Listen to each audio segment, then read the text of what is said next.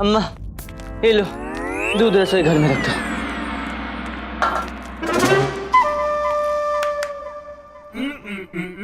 क्या ताली बजाऊं?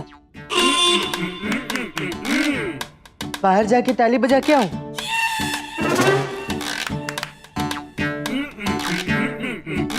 क्या बोल रही हो? ताली बजा के धरती पे लेट जाऊं? बैल, गाय, हाँ। अम्मा गाय ताली नहीं बजाती।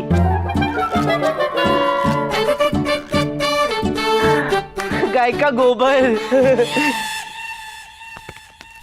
नहीं नहीं नहीं नहीं, गुंडप्पे से मंगा लो ना। क्या? अरे ये शाटा कहाँ रह गई?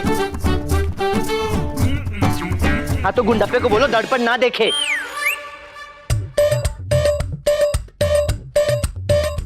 अच्छा गुंडप्पा गुरुकुल जाने के लिए तैयार हो रहा है। नहीं नहीं अम्मा मुझे बहुत नींद आ रही है। जा रहा हूँ, मारना नहीं, मैं जा रहा हूँ।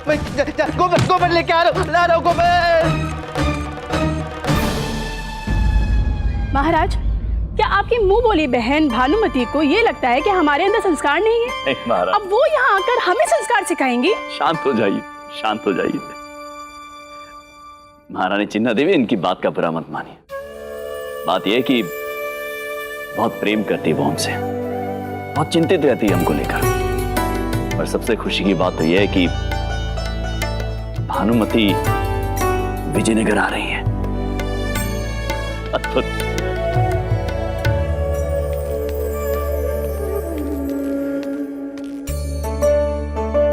ये लो तुम्हारा गोबर। तुम्हारा नहीं अमेश्वरी, गाय का गोबर। बापू, आज प्रातः से आपने मुझे प्यार नहीं किया। अरे अरे, कहाँ चले आप? रुकिए, आप भास्कर को संभालिए, हम आपके लिए अल्पाहार तैयार करके लाते हैं।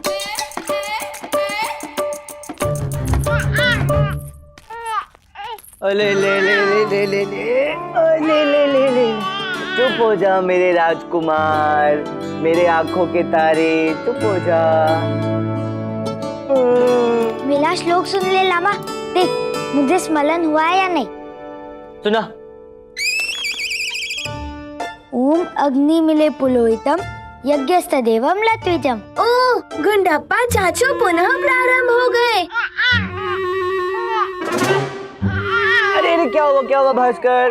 माँ आ रही है, अभी आ रही है, चुप हो जाओ। अम्मा के लिए तुझे चुप लेना भी नहीं आता है? ओह क्षमा कला। अम्मा के लिए तुझे बालक को चुप कराना भी नहीं आता। और नहीं तो क्या, सुबह उठते उठते इतने सारे कार्य करवाने लगते हो मुझसे। दरबार जाने से पूर्व अल्पाहार चाहिए तो सबको मिलजुल कर कार्य करना पड़ेगा। बोल तो ऐसे रहे जैसे कहीं के बड़े राजा महाराजा लगे हैं। वही तो, काश के मैं राजा होता कहीं का। महाराज कोई देख लो, कितना आनंद है जीवन में, कोई कार्य नहीं करना होता।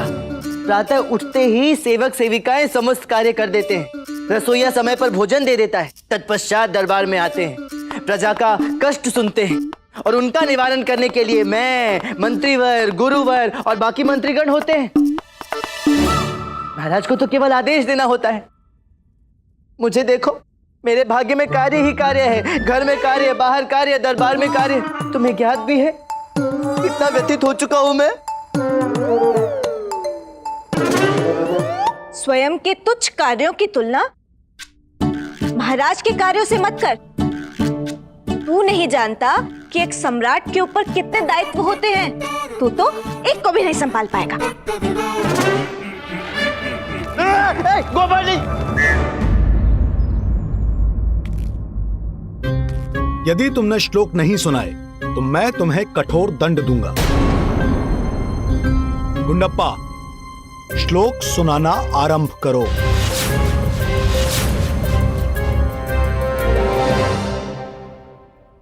ओम अग्नि मिले पुलोहित यज्ञस्तदेवम लत्विजम।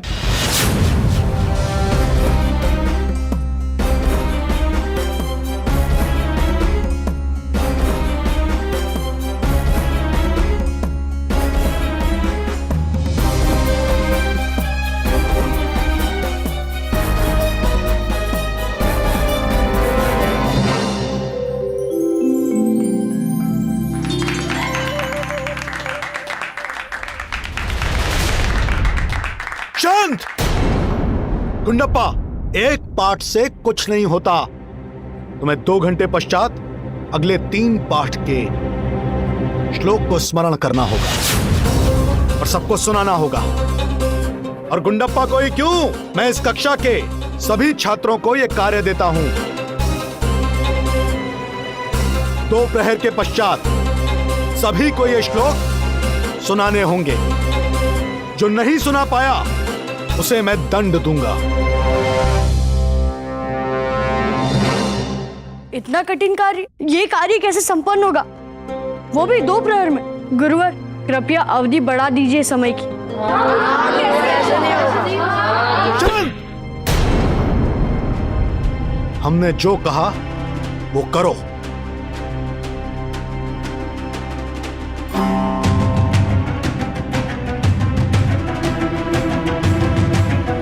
गुरुजी तो अब हम पर भी क्रोध करने लगे हैं। कैसे स्मरण करेंगे? 2 प्रहर में 3 पाठ के श्लोक, ये तो असंभव है। चोर कहीं के! हम दरिद्र अवश्य हैं स्वामी, परंतु चोर नहीं। हमारे दुकान से प्रतिदिन रुई की चोरी हो रही है और हमें ज्ञात ही नहीं हो पा रहा कि इन 4 सेवकों में असली चोर कौन है।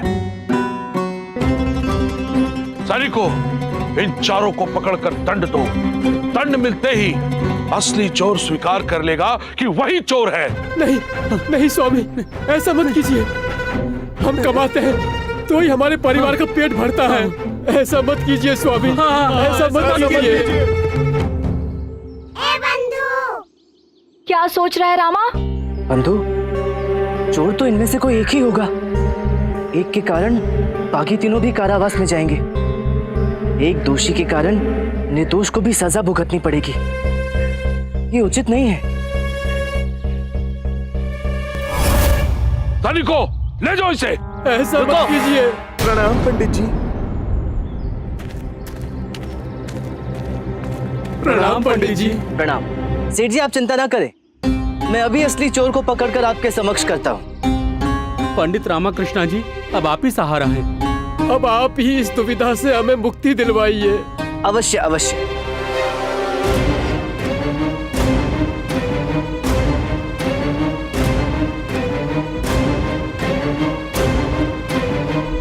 सेठ जी, मुझे ज्ञात हो गया है कि चोर कौन है। आप इन चारों की पगड़ी का निरीक्षण कीजिए। जिसकी पगड़ी में रुई मिलेगी वही चोर है।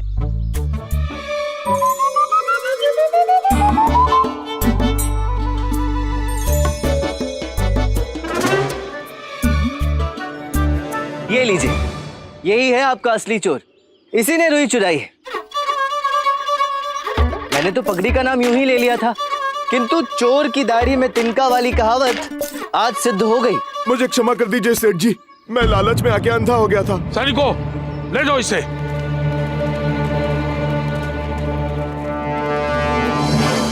पंडित रामाकृष्णा जी ने तो दूध का दूध और पानी का पानी कर दिया है, इसीलिए महाराज ने इन्हें अष्टदिग्गज बनाया है। पंडित रामाकृष्णा जी ने असली चोर पकड़कर निर्दोष को बचा लिया है। पंडित रामाकृष्णा की जय! पंडित रामाकृष्णा की जय! पंडित रामाकृष्णा की जय! सत्य में आज तो तूने कमाल कर दिया रामा।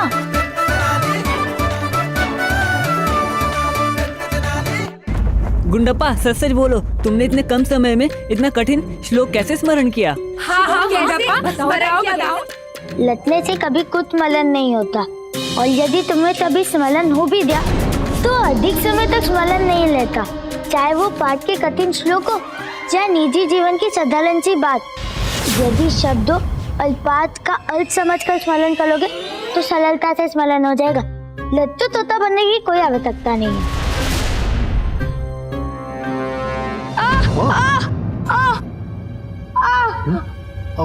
अब मेरा स्थान ग्रहण करना चाहते हो गुरुकुल में? हाँ? गुरु बनना चाहते हो? बालकों को सिखाओगे कैसे अध्ययन करना है? चलो, एक टांग पे खड़े हो जाओ। खड़े हो जाओ।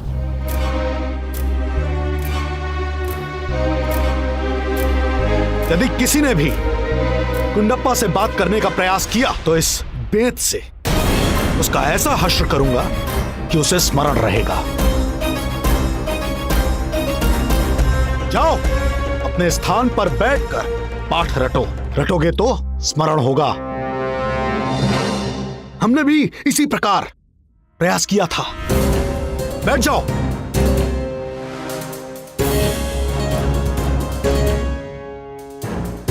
मैं जितना तुम्हारे प्रति सहज होने का प्रयास करता हूं, तुम उतना ही मुझे क्रोधित करते हो गुंडप्पा। आए दिन नए नए उपद्रव कहां से सूझते हैं। इस गुंडप्पा का कुछ करना पड़ेगा। अब ये मेरे पढ़ाने के ढंग को भी चुनौती देने लगा है। वाणी इसकी थी, परंतु शब्द पंडित रामाकृष्णा के थे। गुरुवर ने सत्य कहा था, जब तक गुंडप्पा गुरुकुल में रहेगा, पंडित रामाकृष्णा गुरुकुल के कार्यों में हस्तक्षेप करता रहेगा।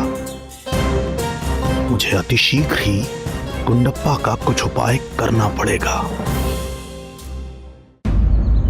आज हम हमारे सभी माननीय सभासदों को हमारे एक विचित्र स्वप्न के विषय में बताना चाहते हैं। विचित्र स्वप्न महाराज? अवश्य बताइए महाराज। आपका स्वप्न है तो अवश्य उसमें कुछ गुप्त अर्थ छुपा होगा। सत्य कह रहे हैं गुरुवर, हमें भी ऐसा ही प्रतीत हो रहा है कि कोई गुप्त अर्थ अवश्य होगा, परंतु हम वो अर्थ ढूंढने में असमर्थ हैं। हमारा विचित्र स्वप्न कुछ इस प्रकार था। हमने देखा कि हम एक नदी के किनारे विचरण कर रहे थे और अचानक हमारे समक्ष मां प्रकट हुई। मां, मैं आज तुमसे कुछ पूछने आई हूँ। पूछिए मां। क्या तुम्हें लगता है कि तुम एक पूर्ण राजा हो? हाँ मां, हम पूर्ण रूपेण अपने राज धर्म का पालन करते हैं।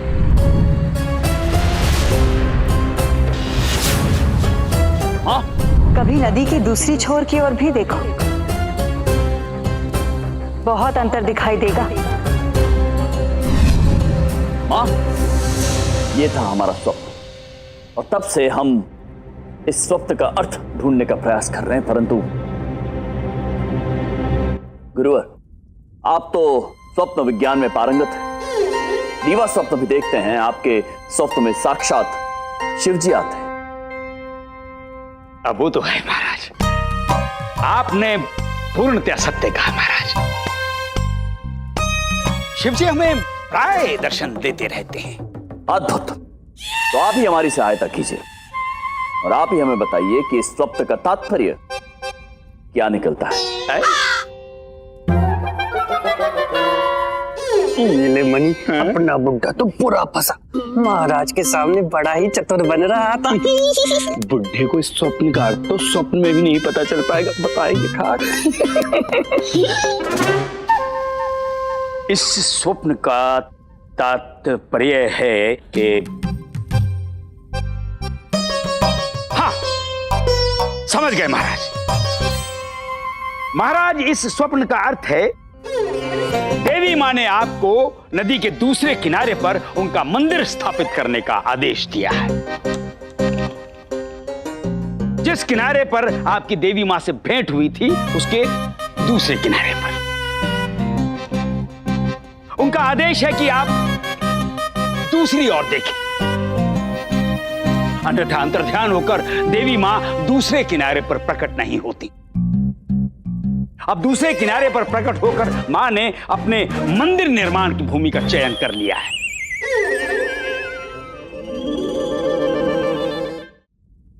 पंडित रामकृष्णा, इस विषय में आपका क्या विचार है? क्या अर्थ हो सकता है इस स्वप्न का? महाराज, मेरे विचार से मां परिवर्तन चाहती है। दूसरे किनारे से पहले किनारे को देखने का तात्पर्य है जैसे मैं यहां से आपको देख रहा हूं, अर्थात आप मैं बनकर स्वयं को देखिए। कैसी मूर्खतापूर्ण बात है पंडित रामाकृष्ण।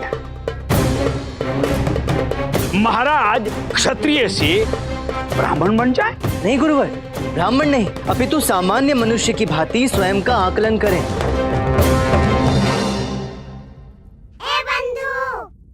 चुप कर रामा, तू महाराज से ये क्या कह रहा है कि वो सिंहासन छोड़कर तेरी कुर्सी पर बैठ जाए, एक दरबारी बन जाए?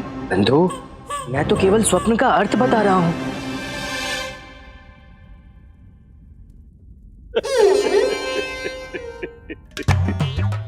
कैसी विचित्र बातें कर रहे हैं पंडित रामाकृष्णा।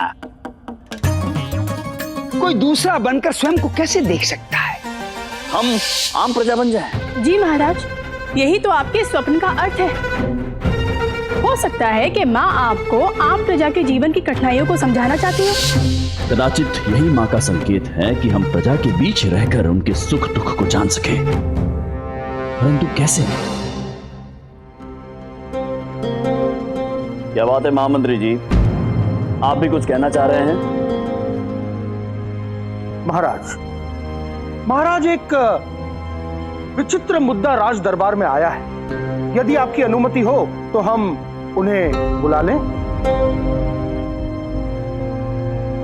अनुमति है महाराज।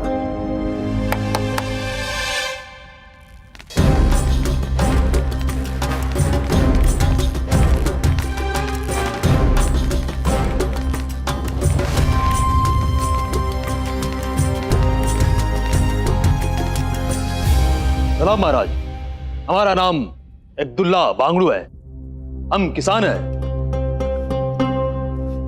सलाम महाराज, हमारा नाम तौफीक सेठ है,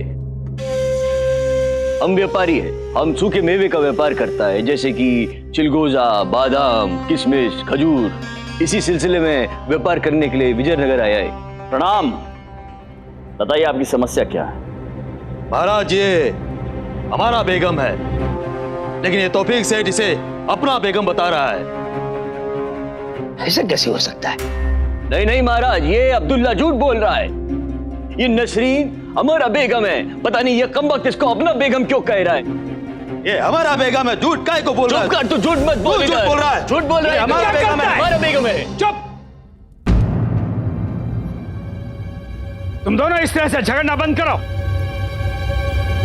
महाराज, इस समस्या का हल तो बड़ा ही सरल है।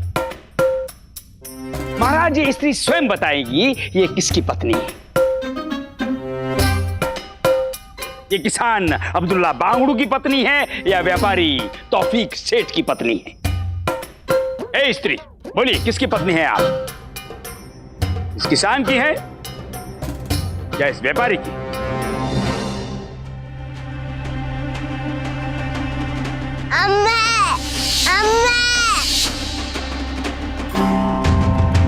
फिर क्या हुआ स्त्री जी, बोलिए। डरने की आवश्यकता नहीं है, हम है ना।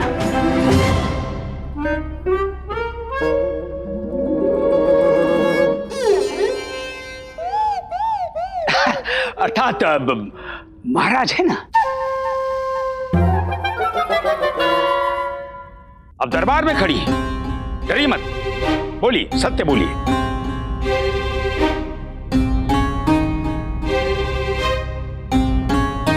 बेगम बेगम बेगम बेगम बेगम बेगम बेगम बेगम चूना नहीं, हमारी बेगम है ये। अल्लाह का खौफ खाता। अरे कोई कुछ करो ना। शीघ्र राजवैद्य को बुलाइए। राजवैद्य को बुलाया जाए।